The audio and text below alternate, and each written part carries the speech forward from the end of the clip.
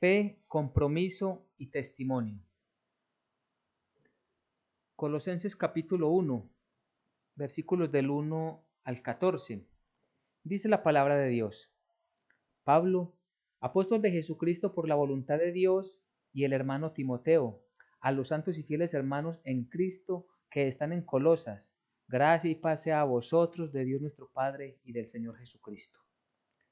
Siempre orando por vosotros damos gracias a Dios, Padre de nuestro Señor Jesucristo, habiendo oído de vuestra fe en Cristo Jesús y del amor que tenéis a todos los santos, a causa de la esperanza que os está guardada en los cielos, de la cual ya habéis oído por la palabra verdadera del Evangelio, que ha llegado a vosotros, así como a todo el mundo, y lleva fruto y crece también en vosotros desde el día en que oíste y conociste la gracia de Dios en verdad.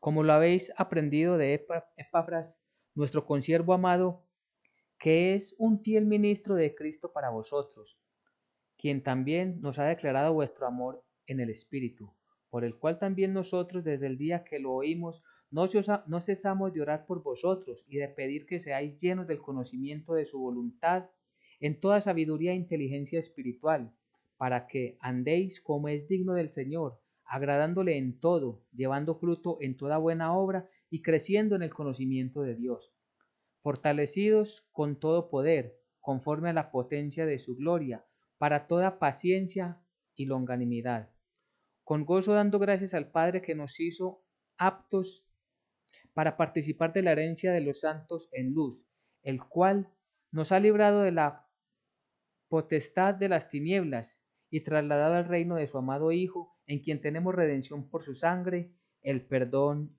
de pecados. Amén y amén. Bien, esta lectura que tenemos en el primer capítulo de Colosenses nos enseña, nos muestra la misericordia de Dios a un pueblo que persevera, un pueblo que lucha. Y es que es interesante conocer el contexto de esta carta porque Pablo escribe a una iglesia que está en Colosas, pero esta iglesia no fue fundada por Pablo, esta iglesia fue fundada por un discípulo de Pablo, Epafras o Epafras. ¿Y cómo conoció Epafras el Evangelio? Cuando Pablo estuvo en Éfeso, que estuvo más o menos 3 años enseñando el Evangelio de la salvación por gracia, enseñando y perseverando para que los hermanos conocieran la sana doctrina, entre todos los que allí escucharon la palabra estuvo este hombre Epafras. Y es muy interesante saber que él aprendió, conoció de las riquezas del Evangelio, de las riquezas del reino, y las lleva a su casa. Pero las lleva a su casa ¿para qué? Para enseñarle a su familia, claro que sí, pero también abre las puertas para que otras personas vengan, sus amigos, sus conocidos, sus vecinos, vengan y todos conforman una iglesia en la cual conocen el Evangelio de la salvación, esa salvación que es por gracia. Y después de que él ya estaba instruyendo a la iglesia, que ya había una iglesia sólida, se da cuenta que en medio de ellos también hay otras enseñanzas paganas, porque ellos vivían en una ciudad grande que era mayormente pagana. Y habían algunos judíos que habían llegado allí. Entonces había muchas herejías, muchas doctrinas falsas. Y lo que hace Epafras es que recurre a Pablo. Ya Pablo no estaba en Éfeso, sino que Pablo, después de mucho tiempo, había sido puesto preso y lo conocemos a través de Hechos de los Apóstoles y es llevado ya en todo ese caminar hasta Roma. Él estando encarcelado en Roma, recibe la visita de este hombre Epafras y le cuenta qué es lo que está sucediendo. Le dice que entre las herejías que hay allí está una herejía que en ese tiempo no se conocía, pero hoy la conocemos, se conoce como el gnosticismo. Y es que ellos dicen que Jesucristo, y también decían en aquella época que Jesucristo no era igual a Dios, sino que era un poco menor que Dios, pero que Jesucristo tampoco era hombre, sino que era un poco mayor que los hombres.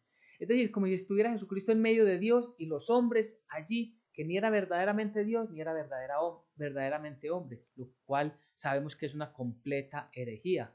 Jesucristo es verdaderamente Dios, 100% Dios, y verdadero hombre, 100% hombre. Pero entonces estas herejías estaban creando confusión en medio de las personas. También ellos negaban, eh, o más bien ellos también invitaban a adorar ángeles, que hoy sucede mucho también. Y también esto llega a oídos de Pablo y por eso él va en esta carta desglosando todo eso y enseñando doctrina verdadera y santa conforme a la voluntad del Espíritu Santo para que los hermanos tuvieran claridad en todo. Además ellos tenían algo,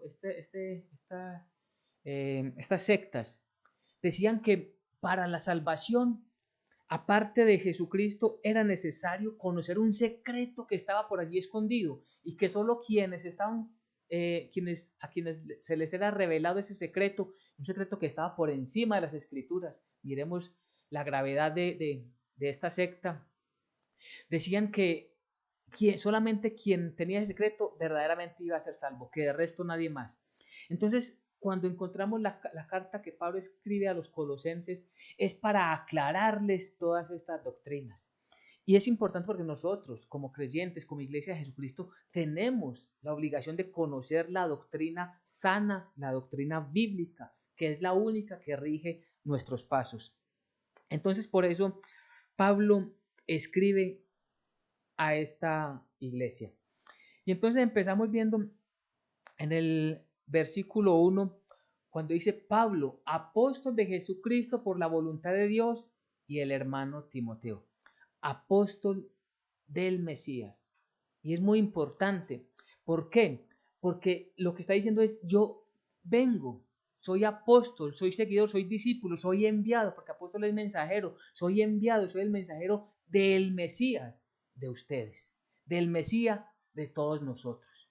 Por la voluntad de Dios, y bien interesante también la palabra voluntad de Dios, porque quiere decir que Él está haciendo y cumpliendo lo que Dios le ha encargado. Y viene una pregunta para todos nosotros. En todo lo que hacemos en el día a día, reflexionamos y pensamos y decimos, yo aquí estoy haciendo la voluntad de mi Dios. Porque decimos abiertamente, y está bien, yo soy discípulo de Jesucristo, yo soy creyente, yo creo en Jesucristo como mi único Señor y Salvador. Ahora, ¿qué sigue de ahí? Hacer su voluntad. Repito, en lo que hacemos en el día a día, ¿hacemos la voluntad de Dios o hacemos nuestra voluntad apartándonos de la palabra de Dios, de la voluntad del Todopoderoso? Y cuando Pablo dice apóstol de Jesucristo por la voluntad de Dios, y es que yo no vengo en mi nombre. Nosotros no podemos vivir en nuestros propios deseos, en nuestra propia voluntad, sino en la voluntad de aquel que nos ha llamado. Nuestro Señor Jesucristo llamó a Pablo y todos conocemos la historia también por Hechos de los Apóstoles, pero tengamos presente que Jesucristo, nuestro Señor, también nos ha llamado a cada uno de nosotros. A Pablo le dijo, Saulo, Saulo, ¿por qué me persigues? A nosotros nos ha llamado también por nuestro propio nombre y nos ha llamado para que conozcamos esa salvación que es por gracia, para que la recibamos en la plenitud del conocimiento y para que obedezcamos a nuestro Señor. Si le decimos Señor, Señor, es porque estamos dispuestos a obedecerle. Y sobre eso hace mucho énfasis la palabra del Señor.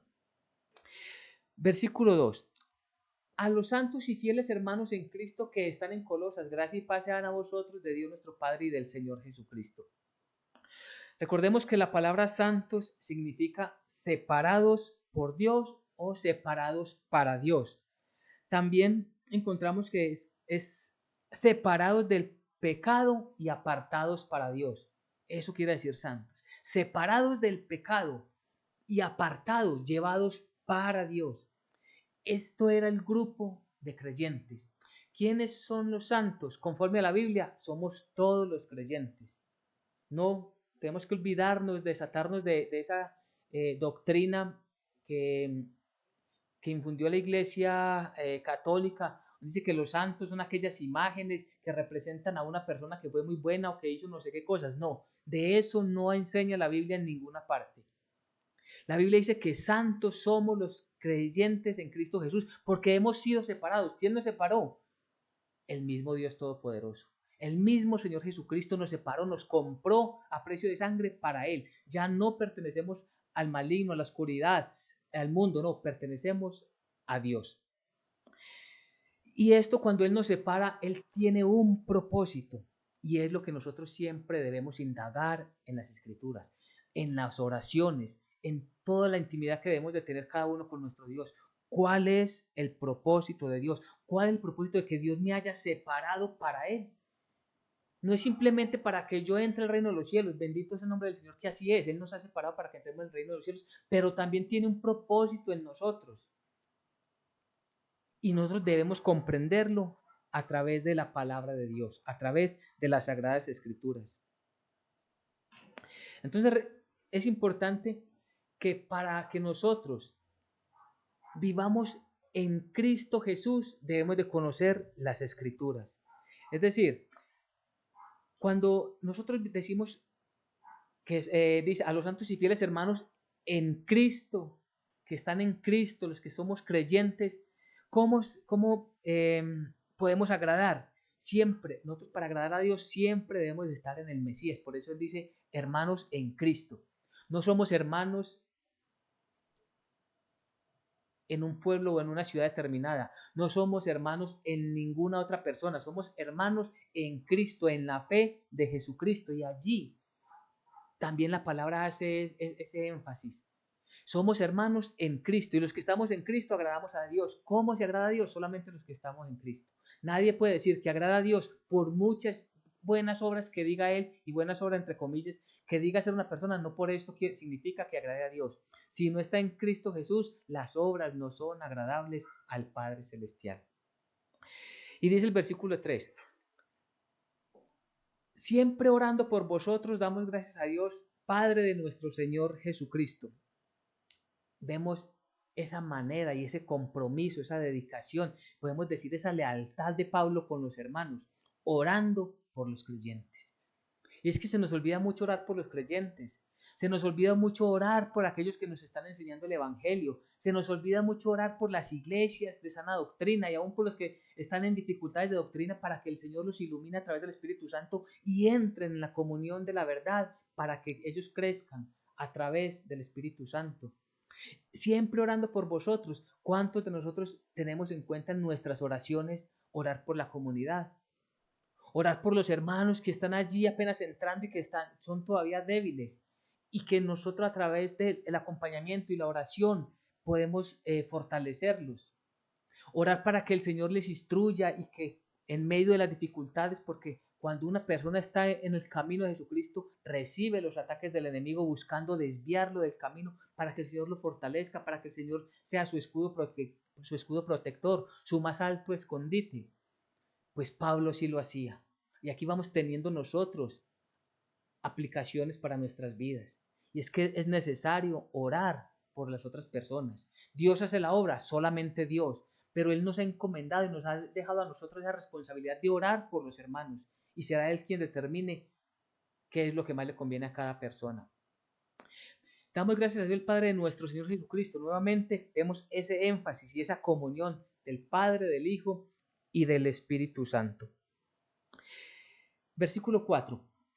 Habiendo oído de vuestra fe en Cristo Jesús y del amor que tenéis a todos los santos.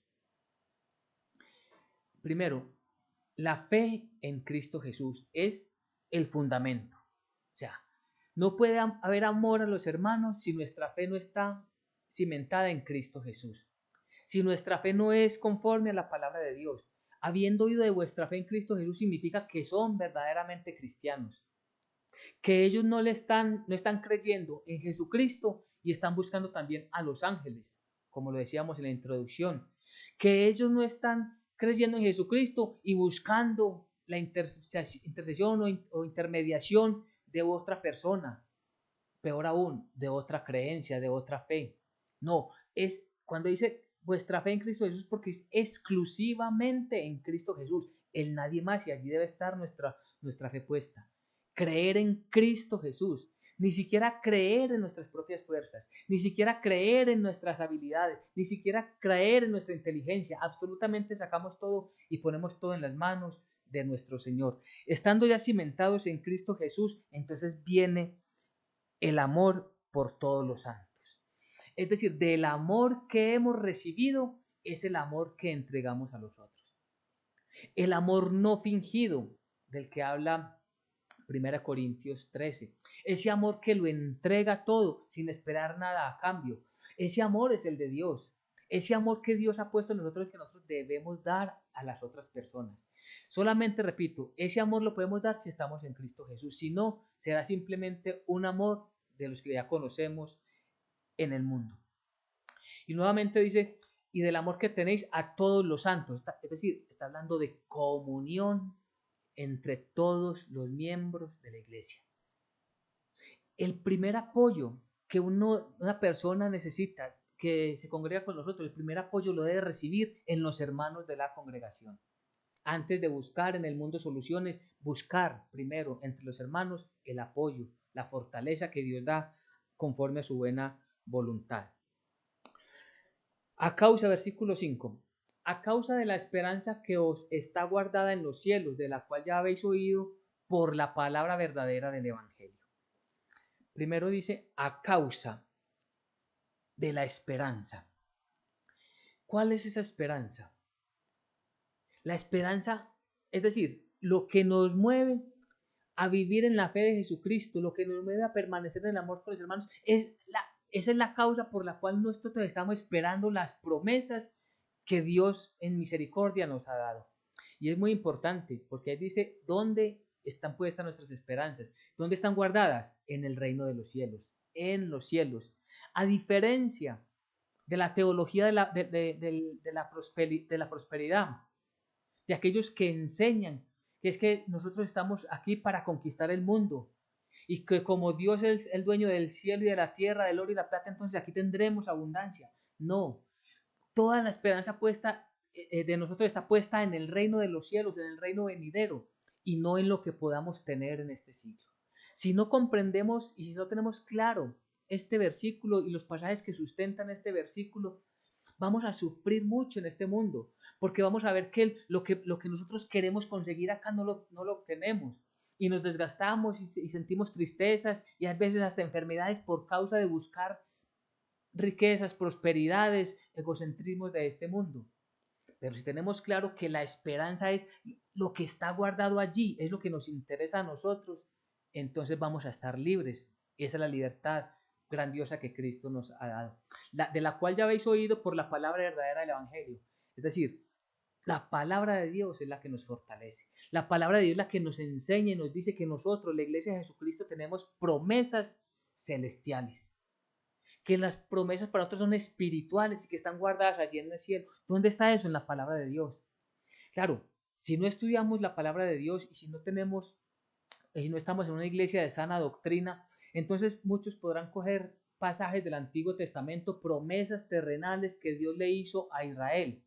Claro, Dios les prometió una tierra en este mundo, a ellos, a un pueblo específico, a Israel. Pero a nosotros, la iglesia de Jesucristo no nos ha prometido esa tal prosperidad. A nosotros, repito, en el reino de los cielos están guardadas las promesas que Dios tiene para cada uno de nosotros. Repito, por la palabra verdadera del Evangelio.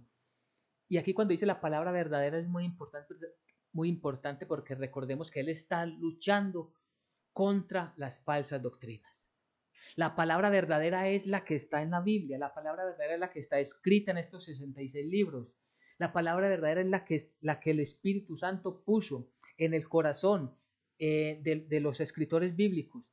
Y ya no hay más revelaciones nuevas. Ya lo que hay es una iluminación, es decir, que Dios a través del Espíritu Santo nos permite introducirnos más y más en la Biblia y así ir descubriendo todo lo que el Señor tiene para cada uno de nosotros. Entonces, la palabra verdadera del Evangelio son las buenas nuevas. ¿Y cuáles son las buenas nuevas? ¿Qué es el Evangelio? Buenas nuevas. Normalmente el Evangelio cuando venía un mensajero, decía que traía buenas nuevas, venía a dar las buenas noticias de que se había ganado una batalla. Esas son las buenas nuevas del Evangelio, que Cristo Jesús venció el pecado, derrotó la muerte y ahora reina por siempre, por todos los siglos de los siglos. Amén. Esa es la buena noticia, que Él con su sangre nos ha redimido. Ese es el Evangelio. Que pagó un precio muy alto que no merecíamos. Ese es el Evangelio. Y que es una salvación gratuita, que es un regalo. Es salvación por gracia. Ese es el Evangelio. Esas son las buenas noticias de la que la palabra de Dios nos enseña. De esto ellos ya lo habían oído. Repito, Epafras ya les había anunciado esta salvación, pero ahora el problema era estas doctrinas que querían tergiversar la verdad. Y hay algo que me llama mucho la atención de Epafras, y es que él seguía siendo humilde, porque él pudo haber afrontado esta situación según su criterio, según su carácter, imponer o tratando de imponer una ideología. No, él humildemente va adelante de aquel por medio del cual él recibió el Evangelio para recibir consejo. Y es que los hermanos creyentes necesitamos el consejo de otros hermanos creyentes. Nosotros no debemos buscar el consejo en quien no es creyente. Bien dice la palabra del Señor, no os unáis en yugo desigual con los incrédulos. Y todo lo que nos esté amarrando, atando a los incrédulos, es un yugo desigual. Nosotros buscamos ese consejo humildemente en otros creyentes. Es que yo no pregunto porque entonces van a pensar que es que otro sabe más que yo. Gracias a Dios a nosotros nos falta mucho por aprender de la Biblia. Así que estamos en libertad para consultar con los hermanos y juntos profundizar en el Evangelio. Versículo 6. Viene hablando acerca del Evangelio, que ha llegado hasta vosotros, así como a todo el mundo, y lleva fruto, y crece también en vosotros, desde el día que oíste y conociste la gracia de Dios en verdad. Entonces, este Evangelio que ha llegado a vosotros, recordemos, y lo que vemos acá es una obra maravillosa de Dios. Dios nos ha enviado el Evangelio, y lo ha enviado como Él lo ha dispuesto. ¿Cómo dispuso el Señor? A través del discipulado.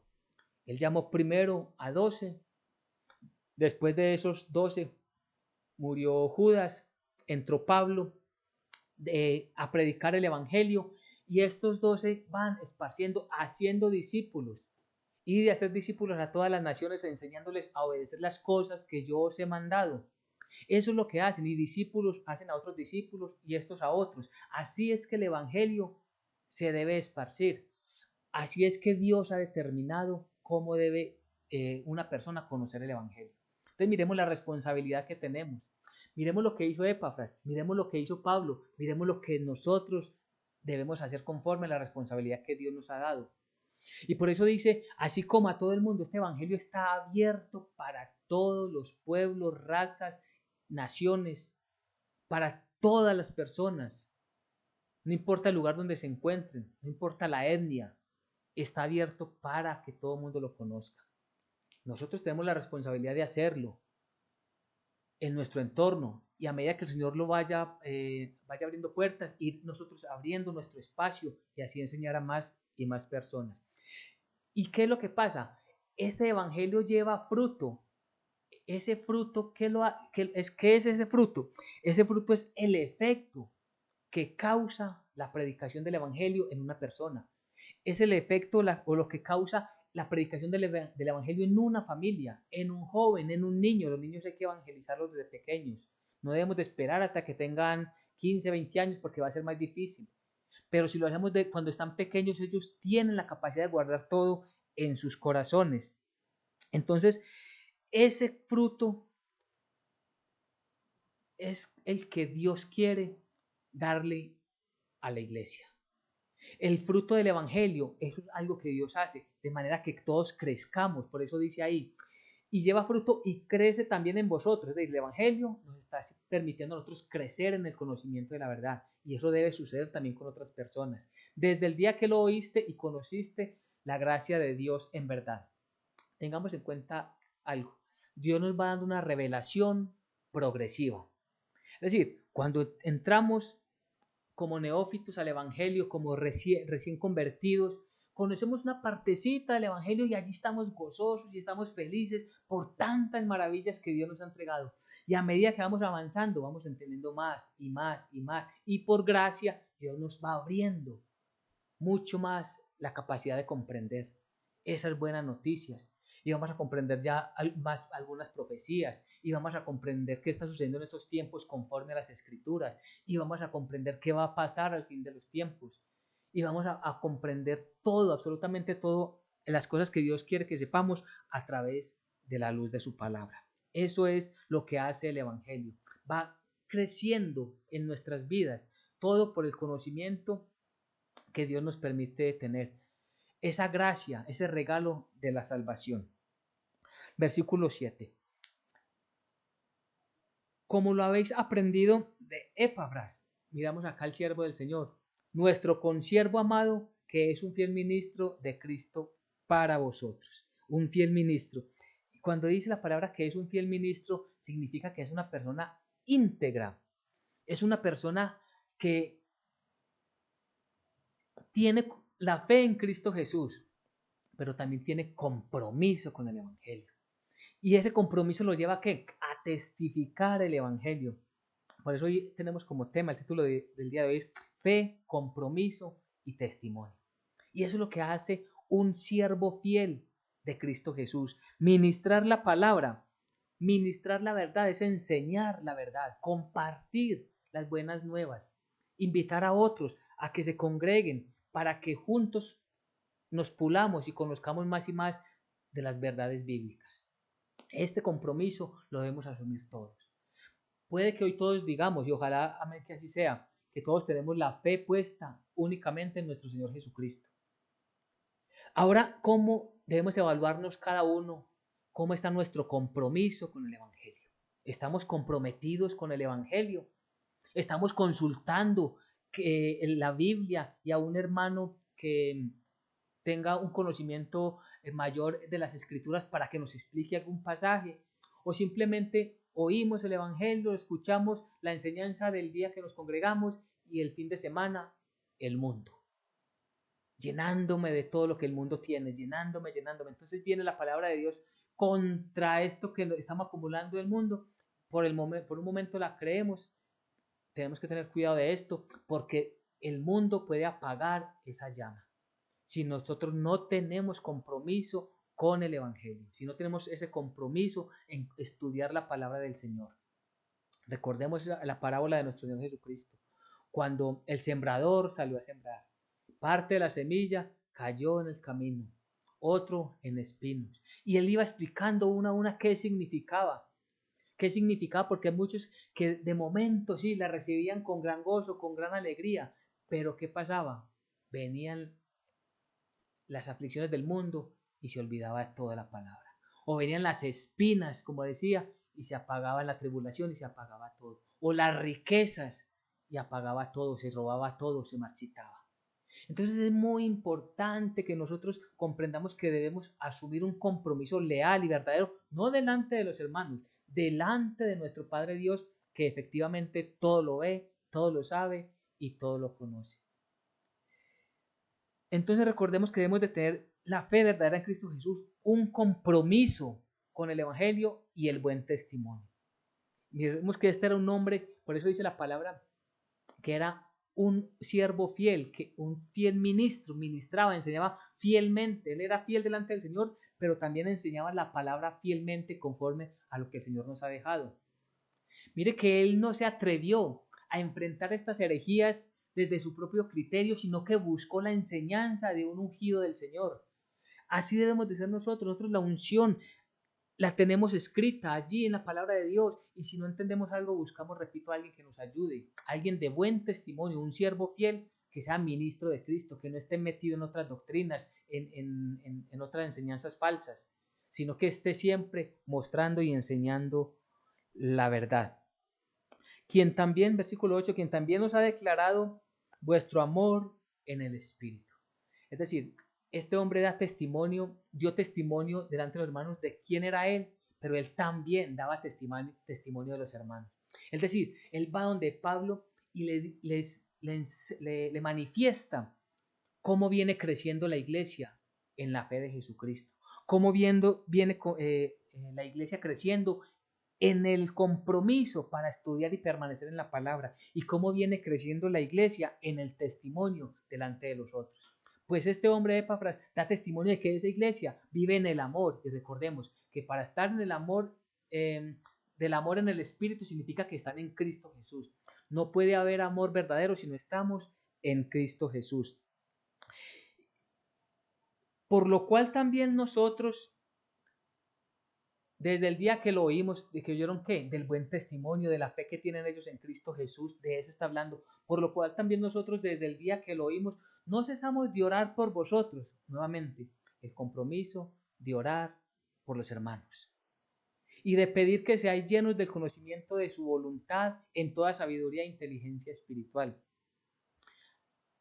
¿Qué es lo que debemos pedir para nuestros hijos? Conocimiento de la voluntad de Dios y sabiduría e inteligencia espiritual. Señor, que sea un gran profesional. No, Dios sabe qué necesitamos y nos añadirá tales cosas. Buscad primero el reino de Dios y su justicia. ¿Qué pasará con las demás cosas? Serán añadidas. Es que yo quiero que mi niño, que mi hijo sea muy saludable. Dios le bendecirá, Dios lo protegerá, Dios lo cuidará. Nuestra responsabilidad primero es enseñarle el Evangelio. Y esto empieza desde la oración, que él, la persona, nos vea el niño, el hijo, la hija, nos vea orando incluso por ellos mismos. Y que lo que le estemos pidiendo a Dios, Señor, te pedimos que mi hijo, que mis padres, que mis hermanos sean llenos del conocimiento de tu voluntad. ¿Cuánta falta nos hace nosotros conocer la voluntad de Dios?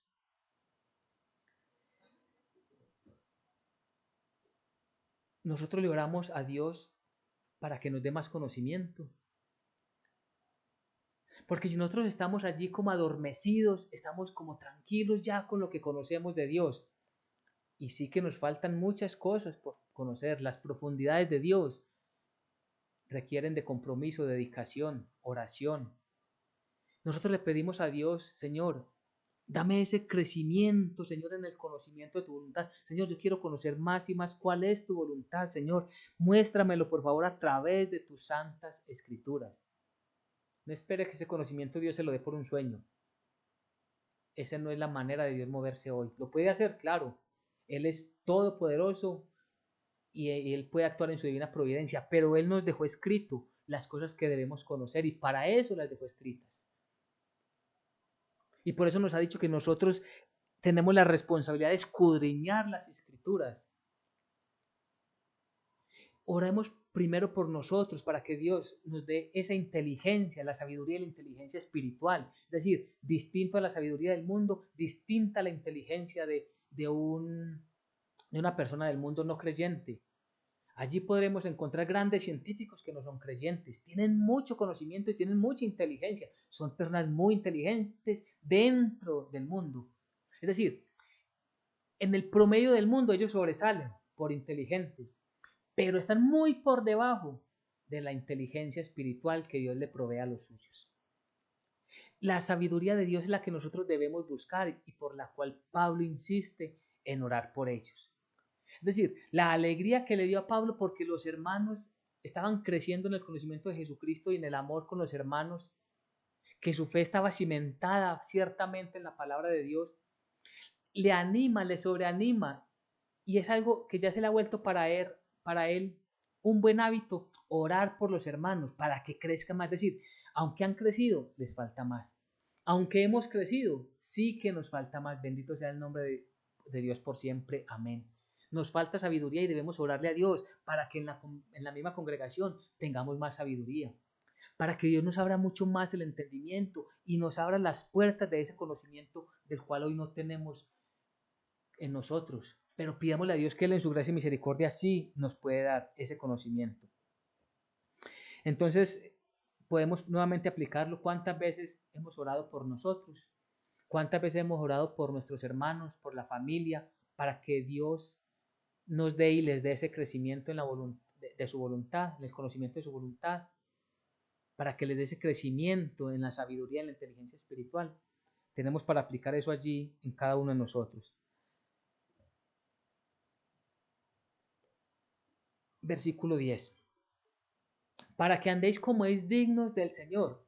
Entonces, ¿para qué Pablo le está orando al Señor de que a los hermanos les dé más conocimiento, conocimiento de su voluntad?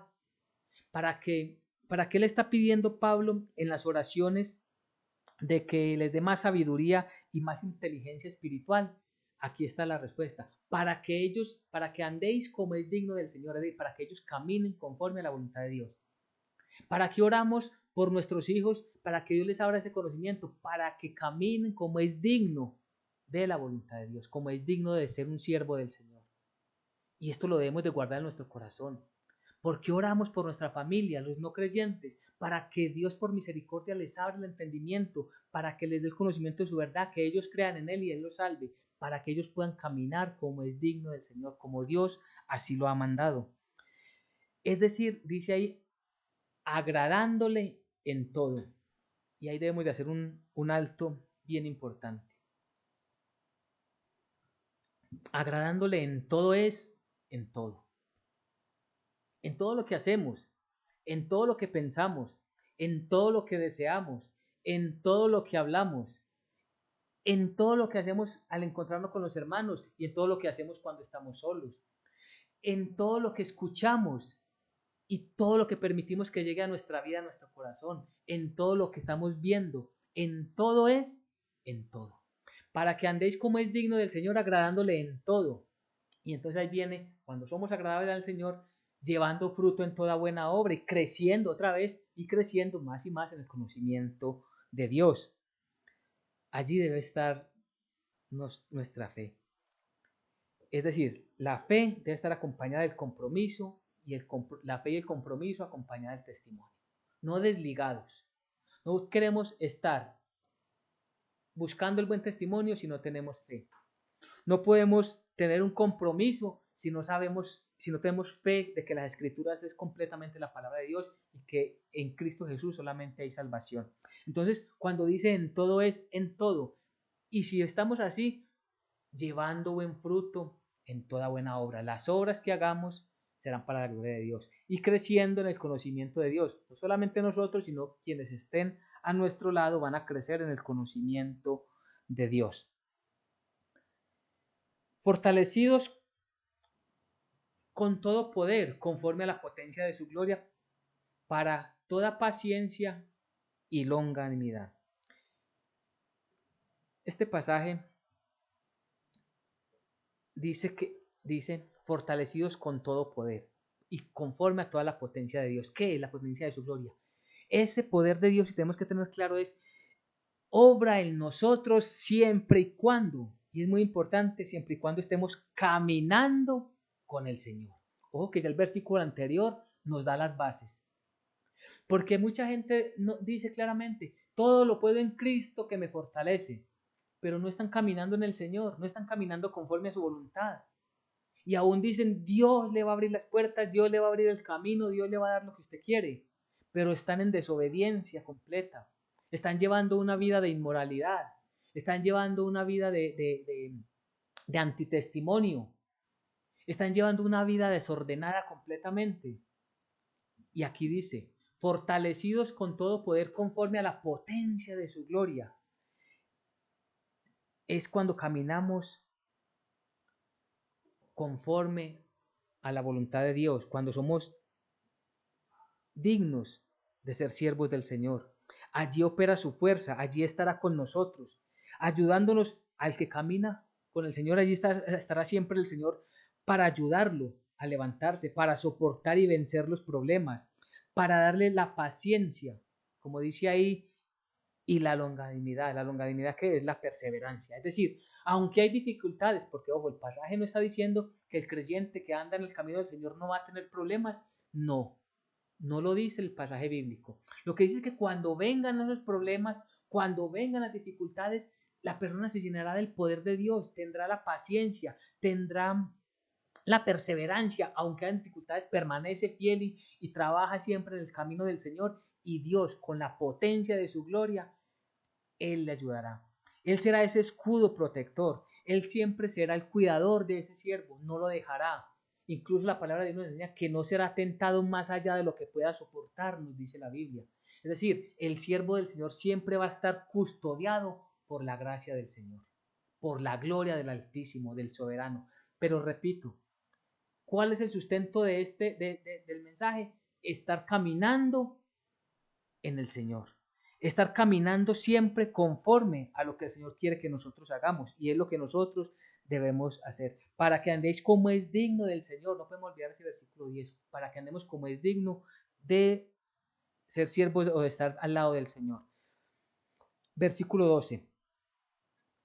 Con gozo dando gracias al Padre que nos hizo aptos para participar de la herencia de los santos en luz. Dios fue el que nos hizo aptos. Y aquí vemos cuando vamos mirando, todo es obra de Dios. ¿Qué significa que nos hizo aptos? Que Él nos ha formado, nos ha capacitado, nos ha preparado para que estemos delante de Él dignamente. El mismo Dios Todopoderoso es el que hace todo, es decir, la obra es completamente de Dios. Él fue el que nos llamó. Si hacemos un pequeño resumen de lo que hacen nosotros, Él nos llamó, Él nos escogió, Él nos dio la fe verdadera en Cristo Jesús, nos da la sabiduría, nos da las fuerzas para perseverar. Es decir, todo está dentro de un plan perfecto de Dios. ¿Quién lo hace? Dios. La obra es de Dios, nosotros somos beneficiarios de esa maravillosa obra. ¿En qué podríamos resumir? Que todo es un plan perfecto de salvación. Todo está incluido dentro del plan de redención. Y a eso nos lleva la santa palabra de Dios. Versículo 13. El cual, Dios, el cual nos ha librado de la potestad de las tinieblas y trasladado al reino de su amado Hijo. Dios nos ha librado de la potestad de las tinieblas. Ya no tenemos no somos prisioneros de la oscuridad. Mire, quien no es creyente es prisionero de la oscuridad y no lo sabe. Está atado con cadenas demoníacas y no lo sabe. Pero nosotros hemos sido librados por la obra de Jesucristo, porque hemos sido redimidos por su sangre. Ahora somos libres y el demonio, la oscuridad del diablo, como le queramos llamar, no tiene potestad sobre ninguno de los creyentes. Puede intentar dañarnos, puede intentar molestarnos, puede intentar que perdamos la fe poniéndonos tropiezos, pero sobre nuestra fe y sobre nuestra alma no tiene ningún poder. Y por eso dice que Dios nos ha trasladado al reino de su amado Hijo. ¿Qué significa ser trasladado? Esta palabra la debemos de entender desde las Sagradas Escrituras. ¿Qué pasaba cuando un reino gobernaba a otro? Cogía a sus habitantes y principalmente al rey y a sus servidores, a los principales de ese reinado, y los trasladaba a su reino como esclavos. Y es más, los paseaba, los hacía entrar como en una especie de desfile, con sus manos atadas, humillados completamente por su ejército y todo el mundo, todo el pueblo burlándose de ellos. Eso significaba ser trasladado de un reino a otro. En el contexto de lo que hizo Cristo Jesús por nosotros, ¿qué fue lo que hizo nuestro Señor? Nos trasladó de ese reino de humillación y nos libertó donde estábamos atrapados y nos ha traído al reino de su Hijo. Es decir, ya estamos en puerto seguro, ya somos hijos por gracia y por misericordia. Gracias a la obra de Jesucristo somos llamados hijos de Dios. Y ya dentro de este reinado, bajo el dominio de este Rey Cristo Jesús nuestro Señor, ya nadie nos puede sacar de allí. Por eso la salvación jamás se pierde, porque no depende de nuestras fuerzas, sino del poder absoluto, total de Dios. Y Dios es invencible. Entonces, por eso Dios nos ha trasladado, nos ha llevado al reino de su Hijo amado. Y el versículo 14 lo concluye claramente.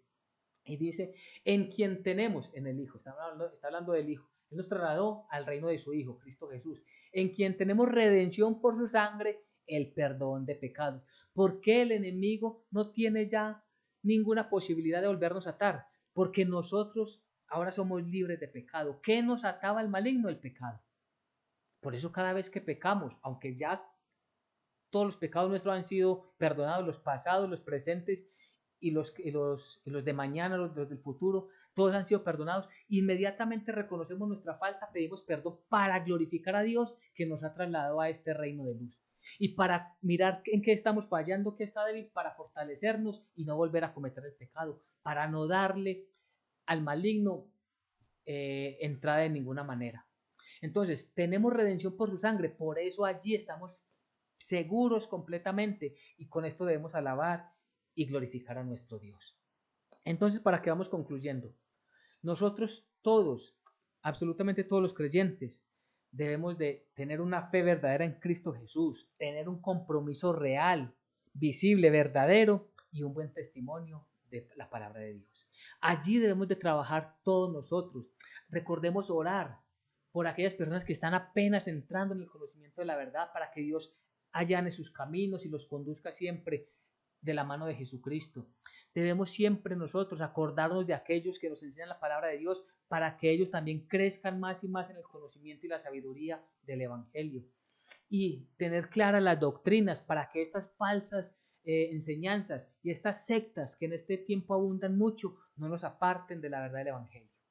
Y cuando tenemos duda, oramos al Padre para que nos fortalezca y nos guíe, porque Él es nuestro escudo protector. Él es esa fuerza invencible que nos protege. Si verdaderamente nosotros caminamos, quiero terminar con esto, si nosotros verdaderamente estamos caminando, estamos andando como es digno del Señor. Y allí debemos de guardar esto en nuestros pensamientos y en nuestros corazones. Estamos andando como es digno del Señor. Ojalá que así sea. Así que el tema del día de hoy, fe, compromiso y testimonio. Amén y amén.